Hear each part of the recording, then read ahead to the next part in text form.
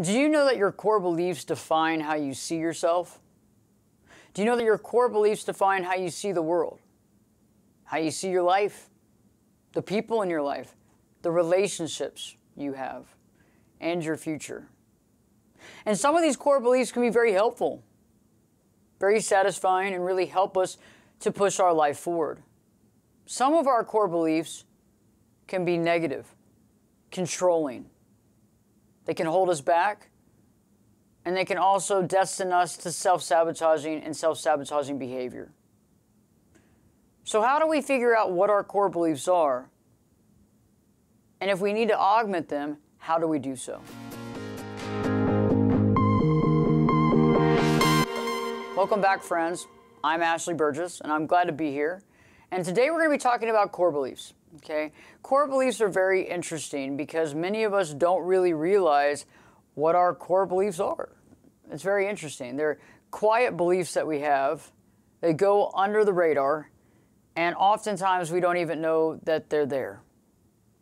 And I know that that sounds odd, but our core beliefs come out in everything that we do.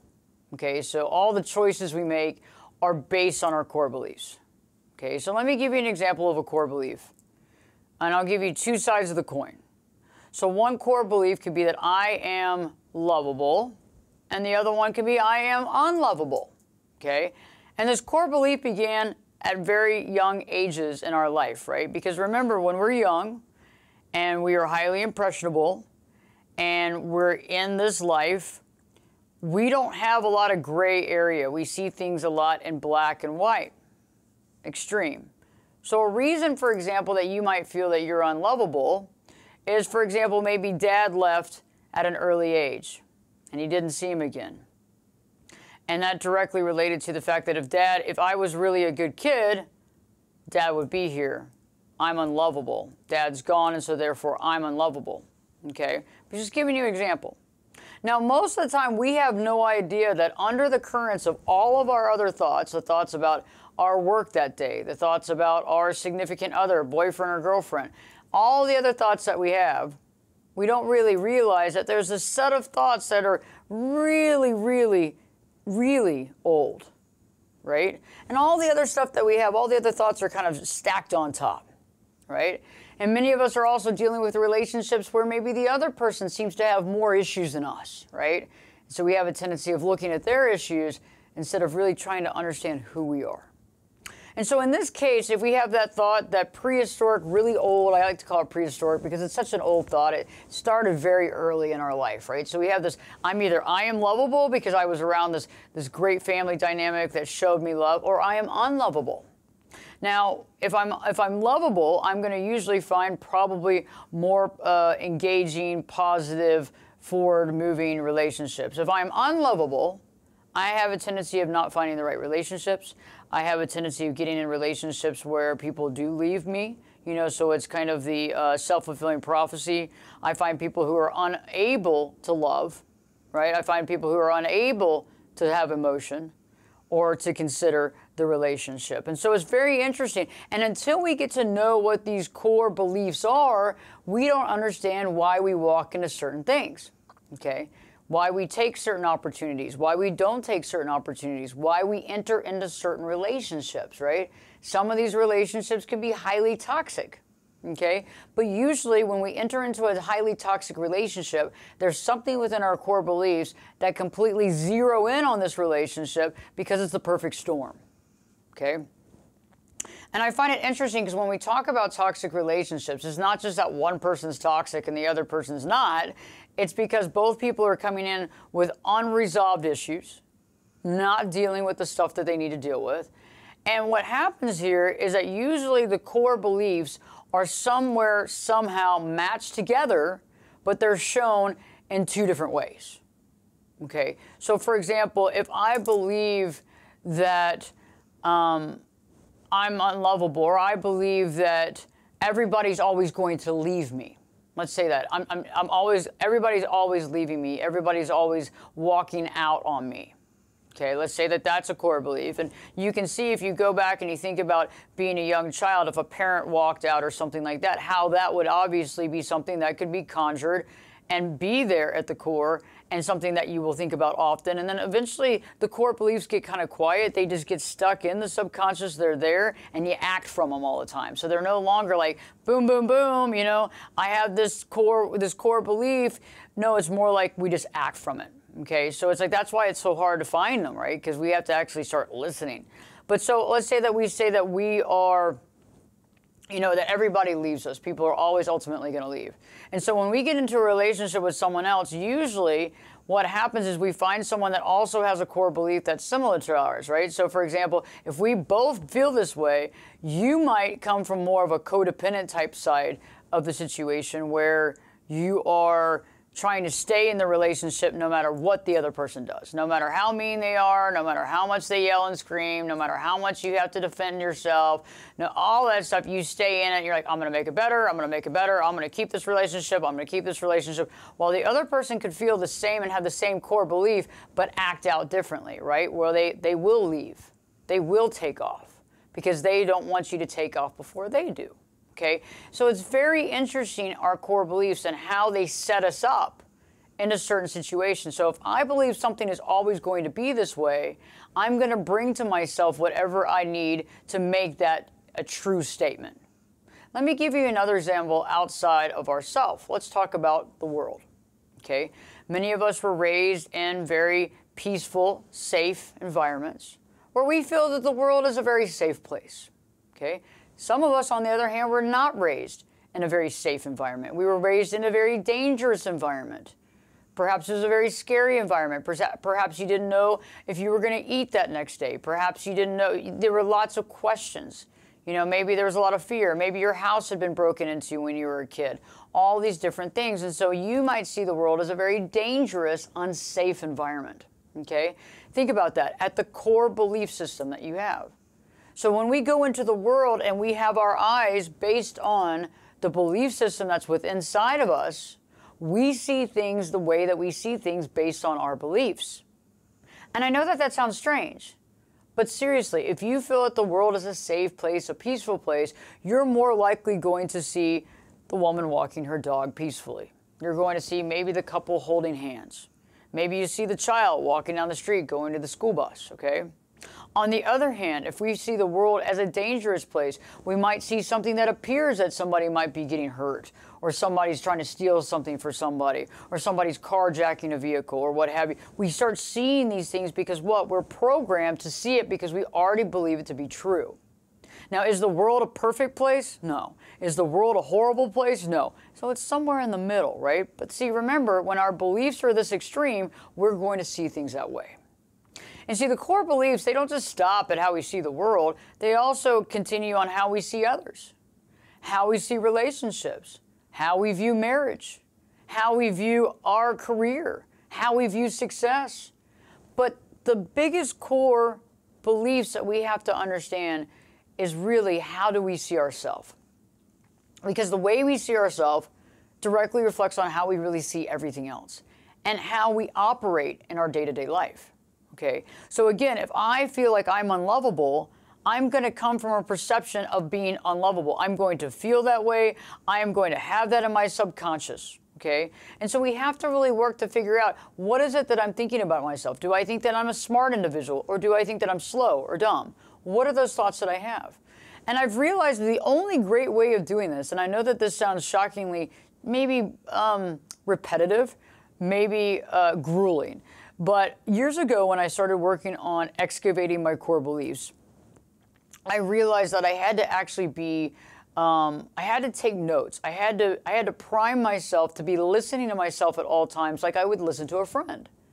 You know how we listen to our friend and we listen to hear what they say, and they express their feelings about this, or they tell us about how this is going, or they express their feelings of sadness or depression, or I feel like I can't get anything right, or I just feel like I'm not cut out for this job. I feel like everybody's smarter than me. And we listen to our friends and we help with them and we try to give them advice, but we don't really do that for ourselves at all. Okay? We leave these thoughts just kind of swirling around in our head. We allow these beliefs to swirl around in our head to make judgment calls, assumptions, and to accept certain things in our life that we might not usually accept if we had a different belief system. And so the way to get to it, and I know that it's challenging, we all have to have a journal and write stuff down. And I know that some of you are like, I'm in the computer age, Ashley. Come on. I mean, we're pretty digitally savvy, but I prefer you to write this down in a notebook so that you can actually write down the syntax and actually be listening to what's being said. And I know that this is hard because a lot of us have thoughts all the time about the most pressing stress and the fears and maybe the anxiety of the relationship, or maybe there's problems in your relationship that you're thinking about. But I need you to start getting down to the thoughts that you have about yourself. Okay? Because all the other stuff it's symptoms of the issue. If we're having an issue, for say, in our relationship with our significant other, usually that issue, because we can't compartmentalize our core beliefs, somehow or not intersect with our core belief and intersects with their core belief, right? That's really the real reason. That's why it's so hard in couples coaching and couples counseling, right? Because it's hard because one of the things that we have to really do is we have to work on ourselves first and understand where we're coming from and why we're coming from there, so we understand why we're expressing ourselves this way with this particular person, right? And so a lot of times in that situation, we're talking about what he said, she said, and she said this, and they said that, and I didn't like the way she said that to me. But in the process, we're not really getting down to the deep crux of what the issue is. And I find it interesting. I give this example a lot of times with my clients, is that I feel that it's like working out with a personal trainer, right? If you are really working to work on marathons, right, and you are becoming this massive runner and you're working on marathons and you're trying to enter this contest and do all this stuff, that's awesome. But what if your husband or significant other had just gotten a knee replacement? Would y'all go to the same trainer and use that same hour to train together? I don't think so. Because it would be hard, right? Because he's doing something different. He's rehabilitating a knee and you're going in there for endurance. Totally different scenario. Almost incapable of doing both in an hour. Maybe you might get 20 minutes of time with the trainer, maybe him 20 minutes, and I don't know about the rest. But that's kind of similar, is that when we're really needing to work on our core beliefs, it's really hard to do that with other people because this is our beliefs at our core, not at their core. Okay? And so think about it. Have you really expressed and understood what your core beliefs are? And if you haven't, it's time to begin to listen to yourself, to write down the thoughts that come into your mind, to pay attention to your thoughts, to pay attention to your actions. Actions speak loud.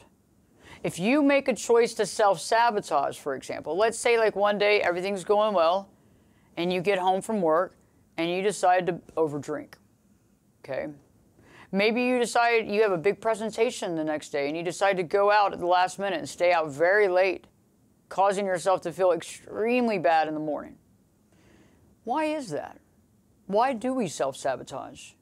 And see, this is a key to understanding that a lot of times when we are self-sabotaging, there are core beliefs down deep inside that are based on that. Because if we didn't have any beliefs that we weren't good enough, or this isn't going to work for us, or we're not successful enough, or we're not smart enough, or whatever it is, we wouldn't do the self-sabotage. You see what I'm saying? It wouldn't connect. We wouldn't understand it. We wouldn't understand it. We wouldn't even do it. It's like when we walk into a relationship, when we find ourselves having to defend ourselves every single day. And your spouse or significant other is keep pushing you, and you're over there trying to defend yourself, defend your honor, defend your truth. If we weren't feeling as if we had to do that, we wouldn't accept it. Do you see what I'm saying? So maybe when you were growing up, you were having to defend yourself on a constant basis. That would make it normal to be defending yourself in this current relationship. But also it goes back to, even if you had to defend yourself back then, and you're defending yourself now with this other person, if you really believed in everything and you knew that what you were saying was honest and true and you felt secure about that, you wouldn't need to defend yourself because you would know your truth. So somewhere within the core beliefs, you're questioning your own truth. And that's what I'm getting at in today's video, is that I feel like if we can start understanding that we have core beliefs, and that these core beliefs are our thoughts about ourselves and the world around us and all the stuff that really matters, and we understand that they are underneath the other thoughts that we have on a daily basis, right? They're kind of deep down because we've had them for a long time. They're really old. And if we know that, we realize that these beliefs, if we can get to them and understand what they are, we can begin to process it and actually augment them, right? Actually change them, get rid of them.